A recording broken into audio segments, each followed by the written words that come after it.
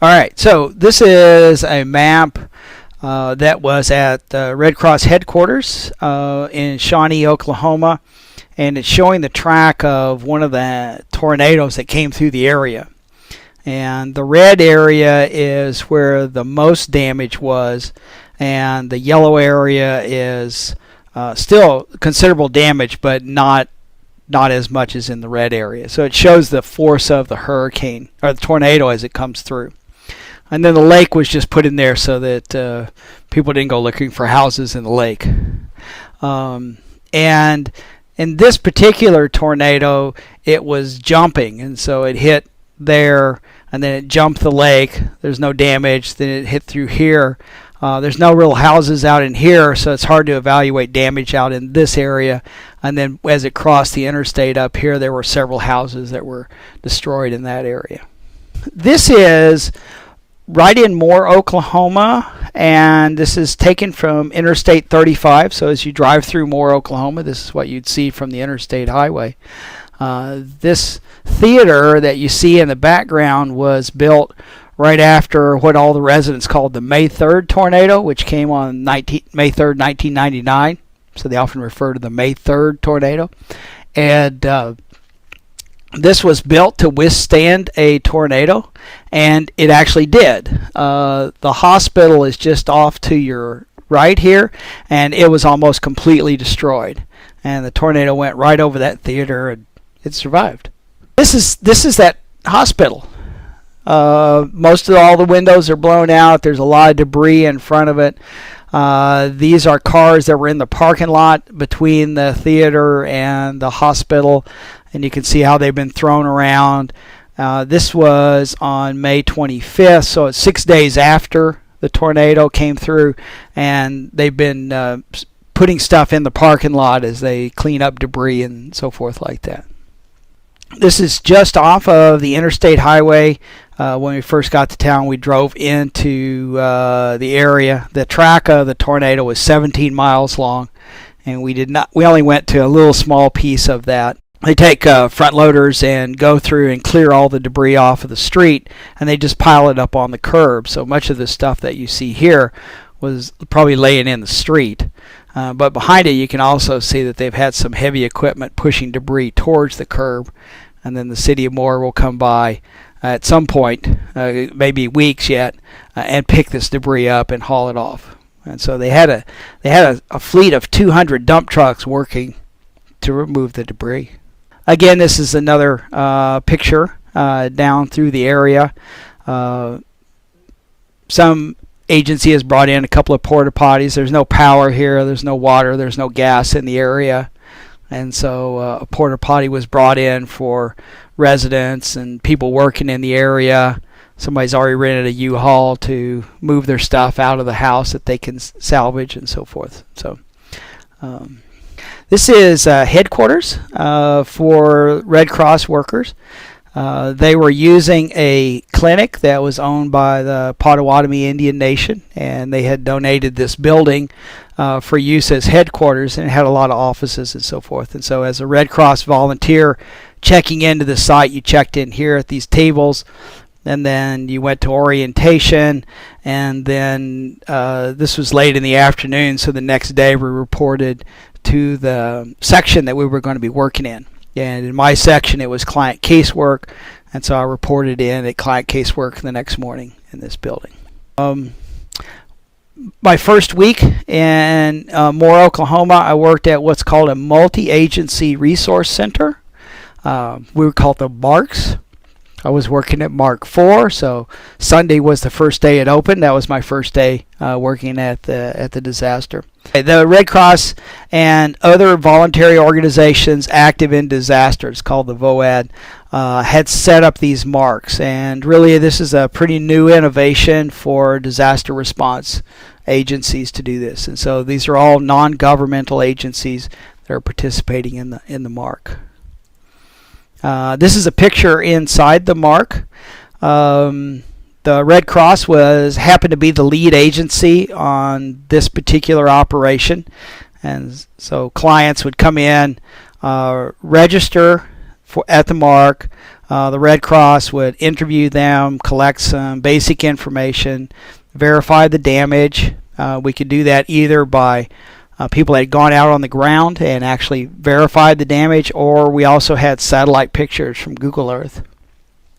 And then once they had checked in with the Red Cross and gotten whatever resources the Red Cross had to offer, then they were had an ambassador who would lead them through the mark, talking to other agencies like Salvation Army, Catholic Charities, the Islamic Relief Foundation, Ch, which is a Buddhist organization, the NAACP. All these agencies were there. So,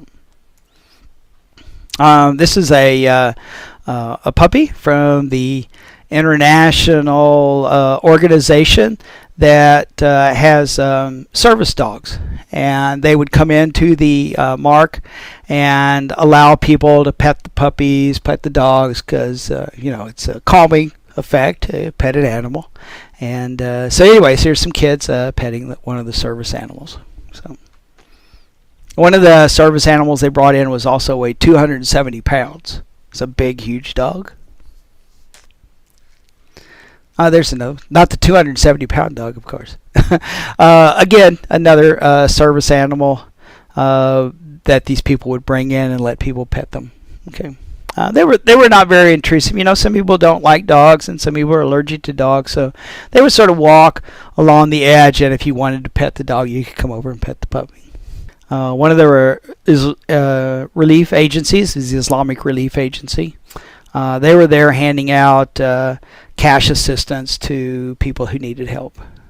Basically, if your house had major damage or was destroyed, most of the agencies had at least some financial assistance, plus debris removal, clothing, a variety of resources that a family might need in the first couple of weeks to first month after a disaster like this. So you can see how busy the agency is. We were opening about 200 cases a day. Each case typically took 45 minutes, maybe an hour, to listen to the family's story, record the information that we needed, provide what assistance we could in terms of a debit card. That debit card could vary from $300 or $400 up to several $1,000s from the Red Cross, and then other agencies were also providing help. They also set up a way to take material donations. Most of the agencies have very little ability to handle the stuff that people want to donate, and so the Salvation Army had set up a way to handle some of that at the Crossroads Mall. And so this was telling people where to take this material. So we could not handle clothing and furniture and stuff at this site. Okay, so initially, Red Cross volunteers were housed at several places around Norman, Oklahoma City, and more. And the initial headquarters was set up at that Potawatomi Indian Nation clinic, but after 2 weeks, the Potawatomi Indian Nation needed their clinic back. And so they wound up moving headquarters to this place, which is the National Center for Employee Development for the Postal Workers. And so postal workers come here to be trained. There's also a hotel associated with this. Anyway, so this is a picture inside the National Center for Employee Development. You'll notice that all the artwork is stamps. So on May 31st, so the tornado that we were responding to was May 19th, but through that week that I was there, they kept having severe weather, the same severe weather that was hitting Kansas. And so on May 31st, which is a Friday, they sent us all home at about 4 o'clock and said we need to get back to the hotels and wherever we are to be safe. And so this is rush hour traffic, Oklahoma City, Interstate 35, and these are the signs over the interstate highway. that a possible storm is coming. This is the next morning at headquarters, and so this was the morning after the tornado that hit in El Reno, Oklahoma. That was the largest tornado ever recorded. And so we're now having to shift operations a bit and start providing services to another area. And so they had all the Red Cross workers report to headquarters that morning, the next morning. And so a lot of people were reassigned at that time to other tasks that needed to get done. You can see that there's a lot of people here milling around. The meeting is about to start, and one of the first things they do is damage assessment to try and figure out what the needs are for people in the area. And so many of these people got shifted to doing damage assessment that may have been doing other tasks for the Red Cross. In total, they're not all here, obviously, but there were about 1,100 people that had been deployed to Moore, Oklahoma, in that area through the third week after the tornado. And so some people were typically deployed for 2 weeks or 3 weeks, and so people cycle in and cycle out, all volunteers.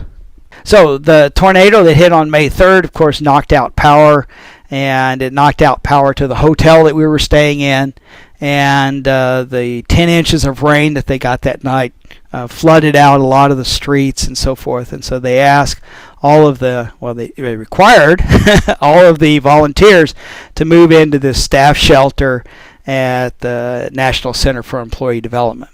And this is a picture of my little space in that thing. So you get a cot and a blanket, and knowing that I was getting moved into here, I went and bought a pillow. Some more damage from the tornado. This is still the original track of the tornado on May 19th, and this picture was shot on the 2nd of June, so we're still almost 2 weeks from that original tornado, and this is what the neighborhoods still look like. So you can see that recovery is going to take a long time. And again, in this particular neighborhood, they hadn't even started moving the debris really towards the curb yet. So all of the debris that's across the yard, the house has to be demolished. That's either the homeowner's responsibility or the insurance company if they have it. And then once they get that moved, then the city of Moore will pick up the debris. And so these are just some pictures.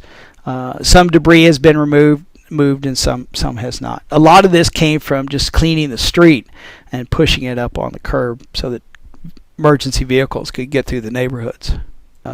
You see a lot of strange things in tornadoes. This was a house that's missing all of the walls, and I thought initially somebody might have set this up as kind of a joke, but this toilet's still bolted there. So it's still bolted to the floor. This was an interesting picture to show you how sharp the edge of a tornado can be.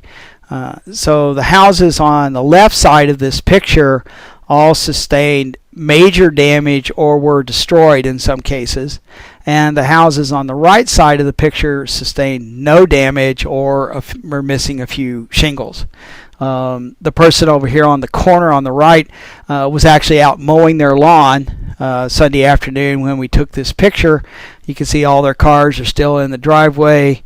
They still got their trash cans out ready for somebody to come pick them up, and the other side is basically uninhabitable. So very, very narrow transition from damaged to undamaged. And you see this a lot in tornadoes, just a couple of houses over, house is fine. Again, this is a shot of that neighborhood. This was the corner of East Moore and 6th Street where I took this picture. This is what the tornado did to the sign. For the last week that I was there, I was doing computer entry. And so at the headquarters, this little section of tables here, I guess I could point with the mouse, this little section of tables here is what's called CAS entry, Client Assistance System entry. And so when a caseworker talks to a client, they record a lot of information, identification, where they lived, how many people were in the home, who they were, did they have insurance, variety of pieces of information.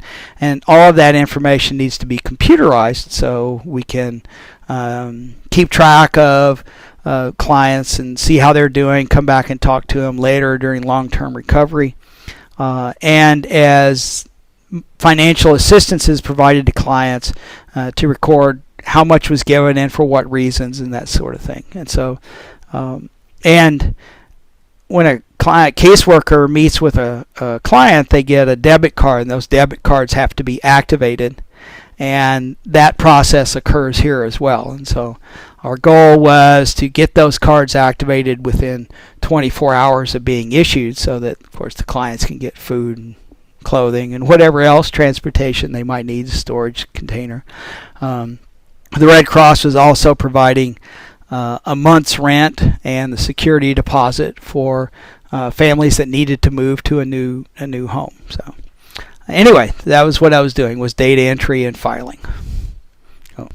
Staffing it's an interesting process. The entire leadership of the relief operation, plus all of the workers, changes over about every 2 to 3 weeks. And so there's a sort of standard operating procedures that the Red Cross has developed, so that one manager can transition out after 2 or 3 weeks and another manager can come in. All these positions are volunteer positions. They're not paid to be at the disaster.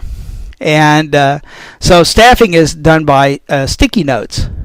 And when you come in, you get a sticky note, and it goes into whatever task you're assigned to. And when you leave, they take your sticky note off, and the next person coming in replaces you. And so this is how staffing was. And so these are, these are all the caseworkers at Multi-Agency Resource Center number 4. So at one point I had a sticky note under here, and then when I was moved over to headquarters to do CAS entry, my sticky note moved over to here. I guess I might say, this is my first time to get deployed nationally. I had been responding for the tornado in Redding, Kansas, and the tornado in Harveyville, Kansas. But, at the end of the day, I went back to my own house to sleep for the most part. And so this was the first time I'd been deployed and was away from home for 2 weeks. It was an awesome experience. Felt like I did contributed a lot to the recovery, in my own way, and met a lot of really wonderful people. And so it's a great organization to be a part of. So you should do it. There you go.